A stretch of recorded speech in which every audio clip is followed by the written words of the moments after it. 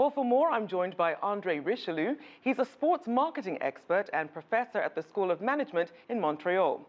He's also the co-author of the book Sports Marketing. Thank you for joining us. My pleasure. Now, Andre, reports show that international and domestic sportswear companies have finally turned the corner after being in recession for years. What do you think was the turning point?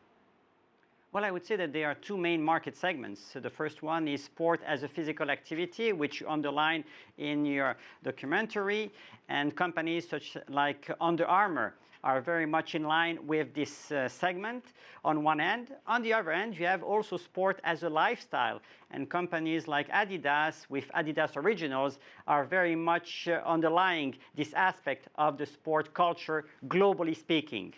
Now, things are positive now, but what about what got them into this mess? How do you think some of these companies can avoid the same mistakes that actually put them in recession in the first place?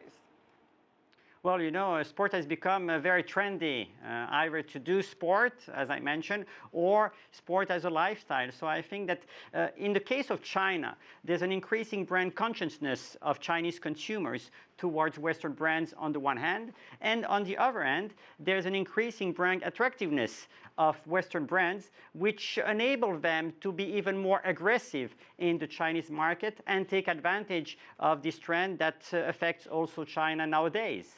Now, one of the other trends that we're seeing is obviously China's push to increase its urbanization. We're seeing more people moving from the rural areas to the cities. How do you think that initiative is changing for sports brands? Well, definitely. The more you live in the city, the more you're exposed to advertising, to all these brands, to the Western lifestyle. And definitely, if you have a strong brand with not only tangible dimensions, but also intangible or symbolic aspects that are very attractive to your customers, well, you have an opportunity to expand your reach and your market.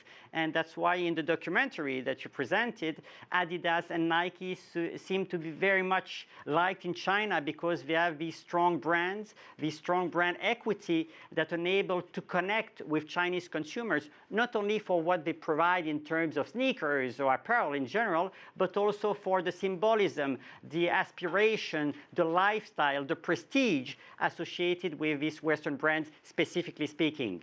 Now, you mentioned exposure to advertising, and obviously we have China now revising its one-child policy. Do you think initiatives like the second-child policy could provide a boost in this market?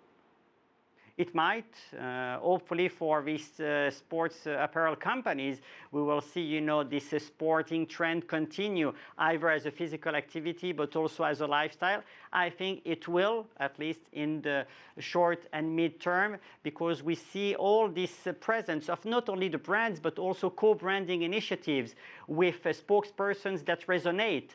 David Beckham is a good example with Adidas Originals, and other ones that are able to connect emotionally with the consumers, and then there's a positive image transfer towards the brand that are supported by these spokespersons. So I think that globalization gives an additional boost to these brands to conquer other markets, specifically China, and I think that the more people move towards cities, the more opportunities there will be for established Western brands in the apparel sector like Adidas, Nike, Under Armour, and others that are pursuing international expansion. Now, you mentioned Adidas and the other Western brands, but what about some of the local brands in China? How competitive are their sportswear brands in overseas markets? Well, right now, if we look at the perceived value of these brands, and no offense here, they are still considered to be low or mid-tier brands.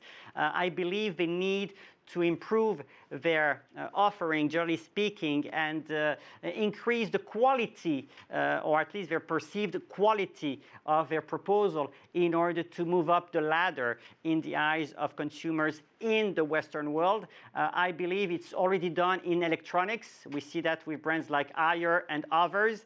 I'm certain that it will be the case with sports apparel equipment brands from China, but it will take time because Adidas, Nike, and other brands are already well established. They have a strong connection with their customers, strong loyalty, and that's very difficult, you know, to take away when for a long time you have consumed these brands, when even from one generation in your family you have consumed a certain brand. So definitely there's a challenge for Chinese brands, but I'm certain that the same way they did it in other sectors, they will be able to establish at least some brands that will be some kind of future promising brands in the sports apparel industry in the Western world. Well, we'll have to leave it there. André Richelieu, thank you so much for joining us.